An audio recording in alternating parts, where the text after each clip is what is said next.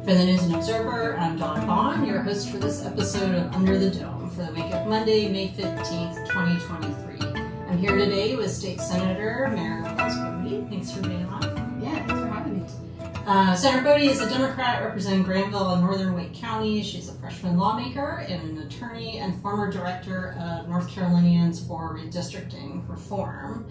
So before we talk about you, let's talk about the huge thing that's coming up or has been dominating the news cycle, the General Assembly the past couple of weeks, and that's Senate Bill 20, the abortion restrictions bill. As we record this on Friday, if you all are listening or watching on Monday, Cooper, 99.9% chance vetoed the budget. I think you could say 100%. Yeah.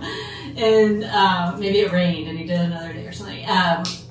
In a rally on Bicentennial Plaza on Saturday. I've been to a lot of bill signings. I'm sure you have too, and it's usually not a rally, but this is a really big issue. So let's talk back about a week or two ago when the Senate debate happened. The House debate lasted hours, or the session lasted hours. The debate maybe only lasted a little over an hour in the House because it went on all day. And the Senate, it started in the morning. There was a lunch break and then debate for hours. And the entire Democratic caucus talked. So we, in the press corners, we were thinking, okay, who's going to talk? And in the House, I noticed both Republicans and Democrats. It was all the women. And then House Minority Leader Reeves, which is his role to talk. And then in the Senate, I wondered if it was going to be the same thing.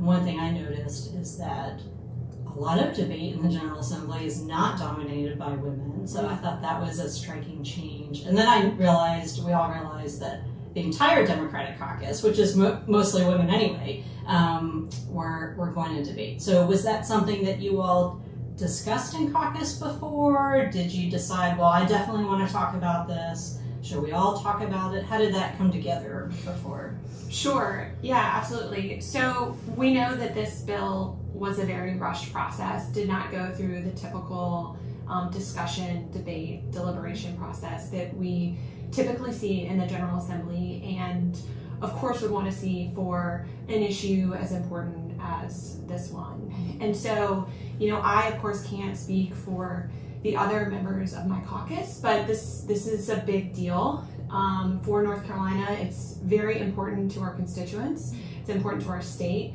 And so I think we all felt very strongly about having an opportunity to ask questions, speak on the bill, debate the bill, because we hadn't been afforded that opportunity previously in the typical process that usually happens with legislation. Do you think the Rules Committee was really the only opportunity for kind of crosstalk? And as people who, listening to the podcast, you're probably familiar with how the state legislature works, and a lot of debate is in committees, and that's drawn out, and bills, might be tweaked or changed some in committee, but that wasn't the case with this, right? Sure, because it was a committee substitute, it was not amendable. So we did, my colleagues did leverage the opportunity to speak in Rules Committee, but that happened very quickly after the bill was introduced, and we actually had the text of the bill, knew what was in the bill. And so for those of us who aren't on Rules, the floor debate was an opportunity to really speak to and ask those questions that we hadn't been able to address in Rules. What did you think of how Senate Leader Berger handled that? And I know there was some discussion ahead of time that he had with Blue about how it would go, and then maybe during the recess too, I think. Sure. So, I think we were all, we all wanted to have an opportunity to speak, and we were given that opportunity. And I think that was really important, not just for our caucus, but for the Senate as a body. So that was something that I think, the Senate leadership, we were all very, very happy with having a chance to speak to the bill. I think the question was whether we would have 30 minutes to speak or 10 minutes to speak, which is a procedural rule. Since we were speaking on a motion, we were only given 10 minutes to speak, as opposed to on the floor when you speak on a bill, you get 30 minutes to speak.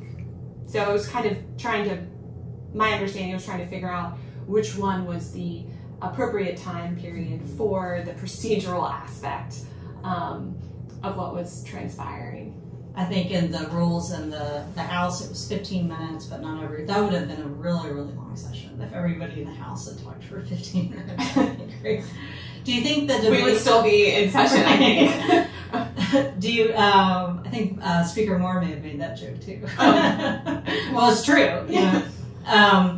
But that was like 11 o'clock that night, I guess, because the way it went down in the House was different. So we're looking at, if people are listening to this on Monday, the vote's going to come up pretty soon.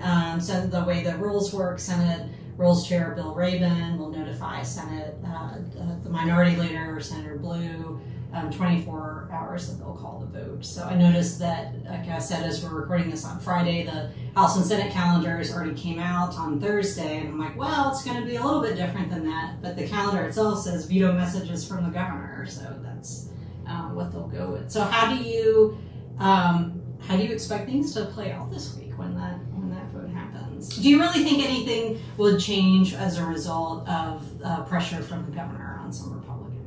You know, I don't know. I think that we are, this is very unprecedented. This is all happening very quickly in real time in a very expedited fashion. And, time will tell. And, I certainly think that all eyes are on every elected official, and, making sure that people who made campaign promises to their constituencies really need to honor those promises. As a newly elected official, I can say that the relationship an elected official has with their constituency is a very sacred bond, and it's based on the understanding of what you pledged to do when the people sent you down to Jones Street to do that job. And so, we have seen over the course of the last week or so pressure being put on folks who made promises to their constituencies, and we'll see what will happen in the coming days. The Senate's a little bit different than the House, which of course with Representative Tricia Cotham changing parties, and the Senate has had their exact supermajority since the start. So what's it been like for you as a freshman coming into that with like a just barely supermajority, of course obviously a majority too, and being part of the minority party starting off? Sure, so I don't have a lot to compare it to, but I do think that the Senate, I do think that regardless of super minority, super majority, I think the Senate does really try to be bipartisan in nature. I think that leadership cares deeply about that, making sure that both Republicans and Democrats weigh in on issues and bring their expertise to the table. I think last week was just an example of an issue that we don't agree on. And there are lots of varying opinions and a lot of passion. And so that certainly has obviously gotten a lot of time, attention, as it should. But I do think in the Senate, we do try and work across the aisle and really foster those relationships. And I imagine it's in part because there are just fewer of us than there are in the House. So you can really develop those relationships and get to know where folks' expertise and interests lie. Well, speaking of across the aisle, let's talk about your Senate seat, like your actual seat. Why do you sit there? My Senate seat 18, so why I ran for office, I guess, the question. Yeah, excellent question. So when the maps were being drawn back late in, I guess, 2021, I was approached about running for this brand new, open, highly competitive Senate seat I'm a Wake County native, live in Granville County, and I thought long and hard about what that would be like and what serving the people of community I care deeply about.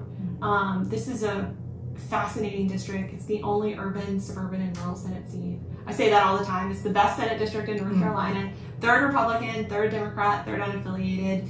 And I was just, I was really eager to earn a seat at the table where decisions were being made about a community I care deeply about. This is an area that is quickly changing, a lot of growth, a lot of opportunities, a lot of challenges. And I just felt like I was the best candidate to be able to meet all those needs and really give this Senate district the time and attention that it deserved, and advocate on behalf of Senate District 18 in the General Assembly.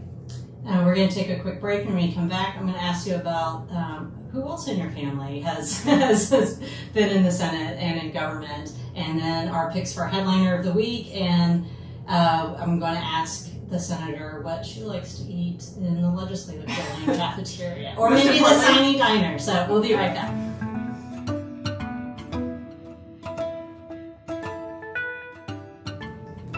You're listening to Under the Dome. I'm News and Observer State Capitol Bureau Chief Dawn Vaughan, here with State Senator Mary Wills Bode. Mary Wills is your first name, so if anyone was wondering about that, it's not two last names. So before the break, we were talking about your Senate seat, and your both sides of your family, or like multiple relatives, have worked in government and politics. So if people don't already know, tell us.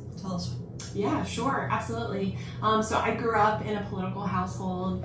My mom worked for Governor Hunt for many years. She helped start Smart Start in North Carolina and was DHHS secretary, advocated for a long time for juvenile justice as well. My parents actually met on a political campaign many years ago, and my dad has been in and around politics, managing campaigns, and then going into government affairs. And so politics and public service was just part of my life growing up.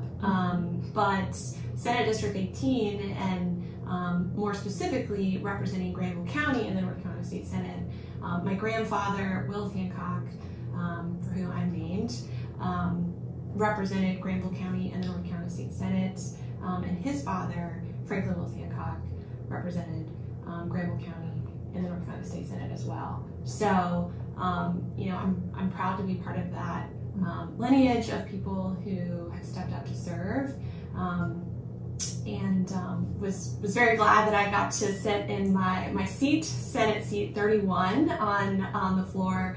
Was my grandfather's seat as well. So I think about that a lot when I'm in there. So did that make you more inclined or less inclined to run, coming from a family in politics? Do you remember changing your mind maybe as a kid, thinking, oh, I want to get into this? No, I definitely don't. Or how did that come about? Did they encourage you, discourage you? Yeah, so I think, my parents have always encouraged me to, not sit on the sidelines. Really, when there is an opportunity that presents itself to stand up and advocate for something you believe in, they have encouraged me to do that. So this was just part of that. Certainly had many conversations with my family before I decided to run.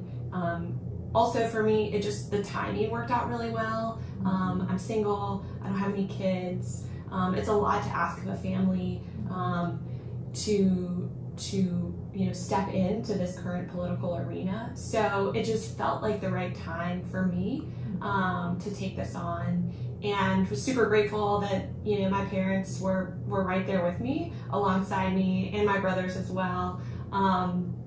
And they've just been tremendous mentors and supporters, and they've seen so much. I think that's the thing we were talking about earlier. Past sessions, or when you've been around it for as long as they have, they've seen so much, and they have so much wisdom to impart about the political landscape. Is there a downside that they gave you advice about? I think that they were, I think they've just been really excited. I'm sure parents worry about their children when they are, stepping into the arena, especially as hostile a political environment that we are in right now. But I had their full blessing. And, I know that they're right beside me every step of the way. So, and I also think politics has changed a little bit since they were in their heyday with social media in particular. And, I think just really staying grounded in why you're doing what you're doing and the service is, all the other kind of concerns just fall by the wayside. Well, we were talking a little bit about maps and your background in redistricting. What do you think is coming up this year with redistricting? What obviously, what are your opinions on it? Oh man, well, my crystal ball is out of order for today, so I don't have much visibility. I of course advocated for a couple years and still am an advocate of, but not in a formal role, for bipartisan redistricting reform. I think that when we know what the rules of the game are and there's transparency, it yields a better outcome. And so, with the Supreme Court in North Carolina's decision that issues of partisan gerrymandering are no longer justiciable, excuse me, I messed that word up, they're non-justiciable, that really puts the burden on the legislature to navigate this issue and decide what our rules are going to be and how we are going to follow them. And so I think that's really important because this is an issue that the people of North Carolina care deeply about. And, I think it's been different than maybe a decade or two ago when folks weren't talking about partisan gerrymandering. But people are very much aware of what is going on, and this idea of fairness and politicians picking their voters instead of voters picking their politicians is very dangerous to the democratic process. Do you think your district will change? I think my district may change some. Under the North Carolina Constitution, we have a whole county provision and a county cluster. So, we'll see what happens with that. But, I'm definitely keeping an eye on what's transpiring, and, time will certainly tell. All right, so let's change gears here and talk about food. We're recording this in your office in the Legislative Office Building. So there's the LOB snack bar, there's the Legislative Building cafeteria and snack bar, and the Sine Diner. What's your go-to for lunch here? Or do you eat lunch here? Yeah, I love this question. Could talk about food all day long. I do try and go down to the cafeteria. I am very boring. I try and get a salad and eat really healthy. But when that doesn't happen, I'm a big snacker. So I will often go to Sine Dining and grab all kinds of snacks and take them into caucus with me and kind of have a whole array of snacks on the table.